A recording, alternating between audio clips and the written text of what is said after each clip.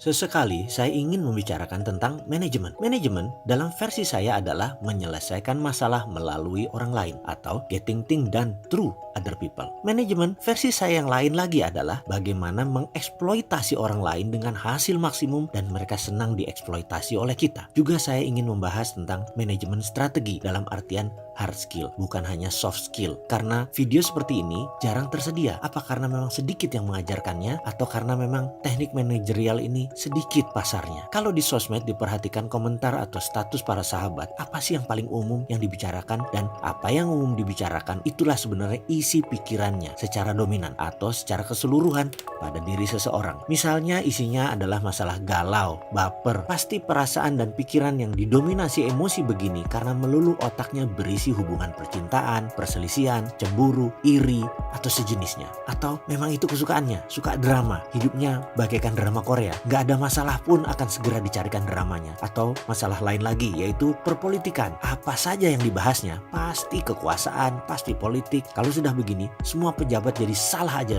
di mata mereka. Kayak saya, apa saja seorang yang namanya si sakit pinggang itu lakukan, pasti saya salahin dia. Siapa ya sakit pinggang tuh? Low back pain kalau nggak salah namanya. Itulah otak saya yang merasa low back pain inilah yang buat masalah di Indonesia. Tapi mungkin saya salah ya. Oke, kita pindah ke topik isi otak seseorang. Kalau isi otaknya pebisnis itu bagaimana? Ini yang menarik. Seperti cerita seorang pebasket legenda bernama Earvin Magic Johnson yang pernah meminta pemilik LA Lakers, Jerry, untuk jadi mentor bisnisnya. Ketika di tahun 87, Magic Johnson masih pemain NBA aktif, namun dia ingin menjadi pebisnis seperti Jerry. Jerry balik bertanya, "Apa yang Anda baca pertama kali ketika membuka koran pagi?" Magic menjawab, "Sport page, of course. I'm a sportsman." Jerry langsung jalan dan tidak menjawab pertanyaan Magic Johnson tersebut. "Will you be my business mentor?" Nggak dijawab. Suatu hari, Magic berkesempatan meminta kepada Jerry hal yang sama setelah Magic berencana gantung sepatu pensiun dari NBA. Jerry pun bertanya, "Do you read newspaper this morning?" Dan dijawab oleh Magic Johnson, "Yes sir, and I read business page." Jerry mengulurkan tangan dan menjawab, "I'm your business mentor." Dan tak lama kemudian Magic Johnson membeli 5% saham LA Lakers sebagai strategi bisnis awalnya. Oke, sekarang apa moral story dari kisah Magic dan